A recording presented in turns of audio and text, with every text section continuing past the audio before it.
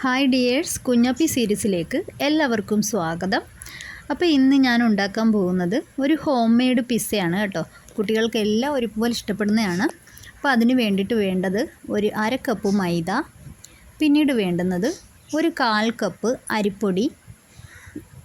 ഇതെല്ലാം കൂടെ ഒരു മിക്സിയുടെ ജാറിലേക്കാണ് ഇട്ട് കൊടുക്കേണ്ടത് കേട്ടോ. അപ്പോൾ ഞാൻ അല്പം സൂം ചെയ്തെടുത്തിരിക്കുന്ന കാരണം ജാറ് കാണാൻ പറ്റുന്നില്ല. പിന്നീട് വേണ്ടുന്നത് 2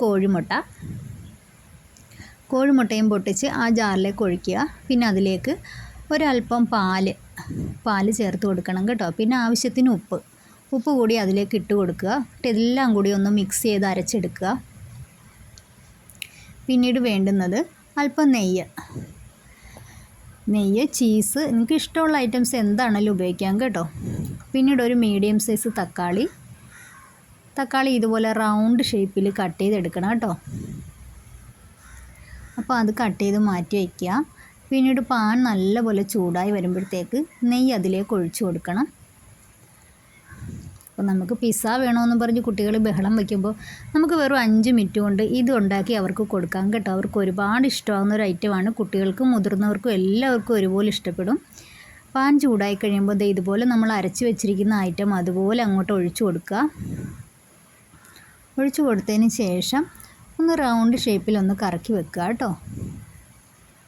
അതിനുശേഷം അതൊരു ഹാഫ് കുക്കാവുന്നിടം വരെ വെയിറ്റ് ചെയ്യണം. ഹാഫ് കുക്കായതിന് ശേഷം വെയിറ്റ് ചെയ്യുക. പിന്നെ മുകളിലേക്ക് കുറച്ചുകൂടി നെയ്യ് ഒഴിച്ചു കൊടുക്കണം. പിന്നെ നമ്മളവിടെ കട്ട് ചെയ്ത് വെച്ചിരിക്കുന്ന തക്കാളി ഉണ്ടല്ലോ, ആ തക്കാളി അതിൻ്റെ മുകളിലേക്ക് അങ്ങ് നിരത്തി കൊടുക്കുക.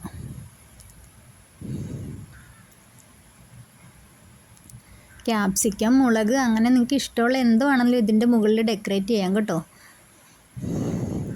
അപ്പം മുളകൊക്കെ ഇടുമ്പോൾ കൊച്ചു കുട്ടികൾക്ക് കഴിക്കാൻ പറ്റില്ലല്ലോ, അത് കാരണമാണ് ഞാൻ തക്കാളി മാത്രം ഇതിനകത്ത് എടുത്തിരിക്കുന്നത്. ക്യാപ്സിക്കം ഉള്ളവരെ അത് ഇടാം കേട്ടോ.